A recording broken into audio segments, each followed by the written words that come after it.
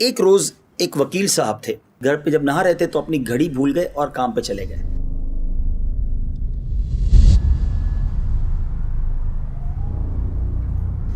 جب عدالت پہ پہنچے تو گھڑی یاد آئی، تو ایک دوست نے پوچھا کہ وہ گھڑی کہاں ہے، آپ نے آج گھڑی نہیں پہنی؟ تو کہا یار بس وہ گھر میں غسل کر رہا تھا تو غسل خانے میں رہ گئی۔ ایک ٹھگ جو تھا، چور وہاں کھڑا تھا، وہ سن رہا تھا کہ وکیل صاحب کی گھڑی ہوگی بڑی قیمتی اور یہ غسل خانے میں چھوڑا ہے۔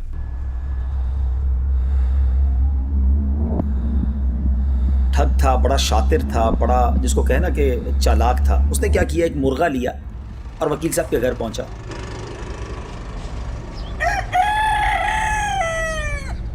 اور جا کر کہا کہ یہ وکیل صاحب نے مرغا بھجوایا اور کہا کہ وہ غسل خانے میں جو گھڑی رہ گئی ہے نا وہ دے دو۔ اب گھر والوں نے سمجھا کہ وکیل صاحب نے مرغا بھی بھجوایا تو یہ واقعی انہی کی طرف سے آیا ہوا بندہ ہوگا۔ مرغا لیا اور غسل خانے والی گھڑی دے دی۔ شام جب وکیل صاحب گھر آئے تو گھر والوں نے کہا وہ گھڑی مل گئی تھی آپ کو؟ کہا گھڑی تو میں گھر بھول گیا تھا۔ کہا وہ آپ نے تو منگوائی تھی، ایک مرغا دے کر بندہ آیا تھا۔ کہا نہیں میں نے تو نہیں منگوائی تھی۔ سارے گھر والے پریشان کہ یہ کون تھا ایسا ٹھگ کہ جو ہمارے گھر سے مرغا دے کر گھڑی لے گیا۔ دوسرے دن وہی ٹھگ پھر وکیل صاحب کے گھر گیا، وکیل صاحب کام پہ چلے گئے، وہ گھر گیا اور ان سے کہنے لگا کہ وہ گھڑی والا چور مل گیا ہے۔ تو وکیل صاحب نے وہ مرغا واپس منگوایا۔ اچھا چلو مرغا دے دیں تاکہ گھڑی مل جائے۔ مرغا دیا، وہ شخص مرغا لے کر بھی غائب ہو گیا۔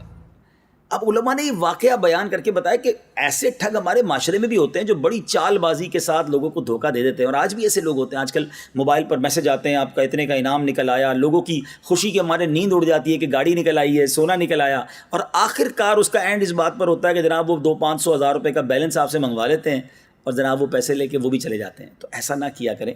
وہ کہتے ہیں نا کچھ جینے کی تمنا ہے تو پہچان پیدا کر۔ اگر آج اس معاشرے میں رہنا ہے تو دنیا میں جو موجود ٹھگ ہیں، جو یہ اس طرح کے اسکیم ہوتے ہیں، اس طرح کی پرابلمز ہوتی ہیں، اس کے بارے میں بھی عقل ہونی چاہیے کہ اس طرح گھر بیٹھے کوئی لاکھوں کروڑوں روپے نہیں دے دیتا۔ اب یہ واقعہ علماء نے جو بیان کیا، اس کے تحت جو بات لکھی وہ بڑی کمال کی ہے کہ فرمایا اس گھڑی چوری کرنے والے ٹھگ کی مثال شیطان پر صادق آتی ہے۔